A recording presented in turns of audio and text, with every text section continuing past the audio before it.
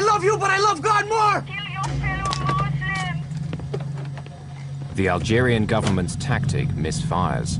It sends Yahya into a boiling rage. They went and got my mother. Can you imagine that? My mother! They went and dragged my mother over here! How many French are back there? One man and woman. Go get the man. What do they think they're playing at? What do they think they're doing?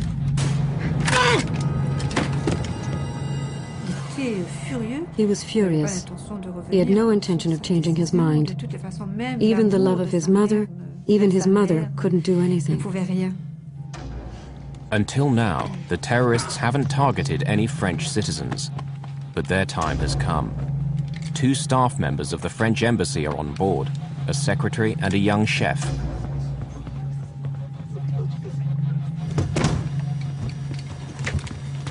Okay, now we will teach you how to play games with us. Are you listening to me? You tell them that if they don't let the plane take off, we will kill every single passenger one by one. Tell them. My name is Yannick Beunier. I work at the embassy. They're threatening to kill us. If you do nothing, they'll start the executions. You've got to do something, and quickly. Quick as you can. We care nothing for you. We are soldiers of God. We'll kill him and we'll throw him outside the door. You can come and pick him up. Get me a magazine. He was terrified, Yannick. He was looking at me, but he was terrified. Was he pleading with me to help him? Was he? You two, we're better off going back to your places. No!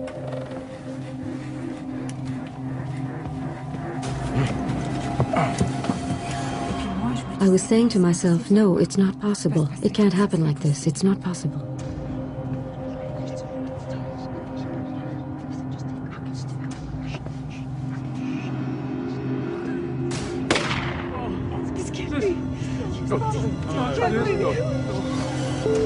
The door-open warning light confirms that the terrorists have carried out their threat.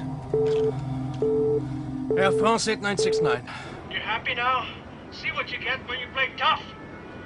On a assisté à distance. We witnessed at a distance the execution of this man. C'est quelque chose qui a été qu'on avait vécu. It was something we lived through with great emotion in Paris, because we were patched into the conversations between the plane and the control tower. The French government can no longer stand by and do nothing. Prime Minister Balladur gets on the phone and threatens his Algerian counterpart. I told him that I would hold the Algerian government responsible for what happened and make it known to international opinion. Balladur's threat works. The Algerian president caves in. Finally, after 39 hours of terror, Flight 8969 can leave for France. Just then, there it was. We could leave. In the plane, there was a joy you could not imagine. And really, this impression that that was it. We'd succeeded. We had all succeeded and we were going to be saved. We were leaving Algiers. But there's a problem. All the time they've been on the ground, the captain has kept the auxiliary power unit running. It's a small jet engine in the tail of the plane which keeps the power supply going. It uses around 4 tons of fuel a day. Now there isn't enough to reach Paris. Only Marseille on the southern coast of France. Navigation lights. On. Air conditioning packs. Flight 8969 prepares to take off. The crew are relieved to be going home. Both they and the passengers believe that whatever the future holds, it can't be as bad as what they're leaving behind. They don't realize the horror that awaits them.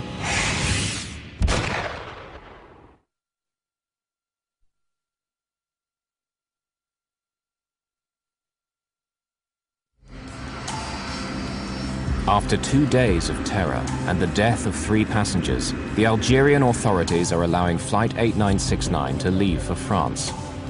The terrorists say they're going to hold a press conference there. Before takeoff checklist completed. But before he takes off, Captain Delem is seeking an assurance from the terrorist leader. What is it? You want to get to Paris to talk to the journalists. I'll take you there. But I want to know if you're going to blow up the plane between Algiers and Marseille. Why do you ask if I'm going to blow up the plane? Because the responsibility for these passengers is on my shoulders. No, there's nothing to worry about for you or the passengers. We fly to Marseille, like you said, refuel the tanks, and then we go to Paris.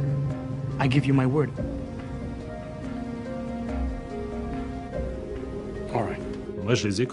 Me, I believed them when they told me that the plane would not be blown up between Algiers and Marseille. I don't know if they would have given me the same answer between Marseille and Paris.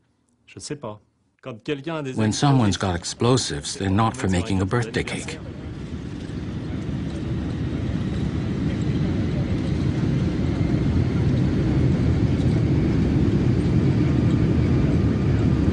We have two terrorists strapped in their seats in the cockpit, and they're so excited. They're like kids, excited, happy. What's more, they'd succeeded. At 3:30 in the morning on the 26th of December, the plane approaches Marseille Airport. They're unaware that Major Denis Favier and his French special forces have got there ahead of them from Mallorca and are now planning a showdown.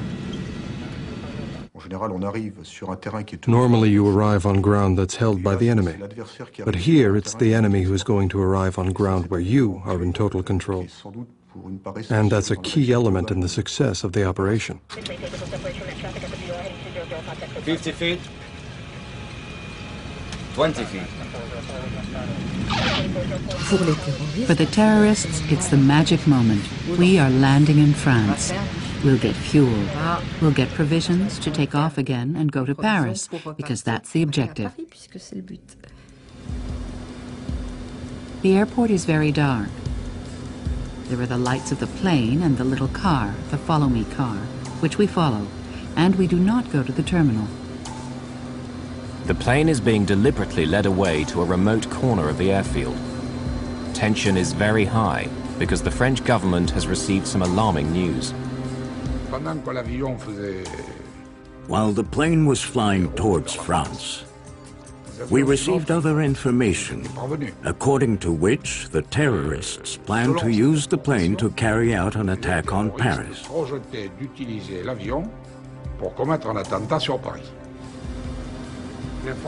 The information was credible, and we took it seriously.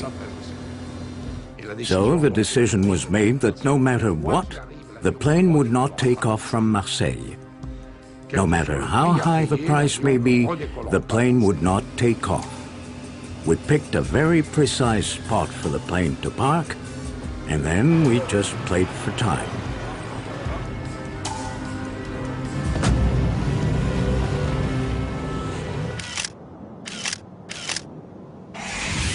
The French tactics will now be dictated by Major Favier. His plan is to wear the terrorists down. Whilst always appearing conciliatory, the French will spin out negotiations as long as possible. They know that Yahya and his men must be tired. The hijacking has now gone on for almost 2 days. Air France 8969, we require immediate refueling. 27 tons! 27 tons. The terrorists have learned from the flight crew that 27 tons of fuel will fill the tanks, far more than the 9 tons needed for the journey to Paris. It appears to confirm the intelligence report that the plane is to be used as a firebomb. They say it's not possible because of the killings, because of what happened in Algiers. It's in all the papers. The workers who do the refueling are afraid. They won't come near the plane. Tell them we want to go now. We'll do a press conference in Paris. Air France 8969, they want to leave for Paris right away. They wish to hold a press conference in Paris.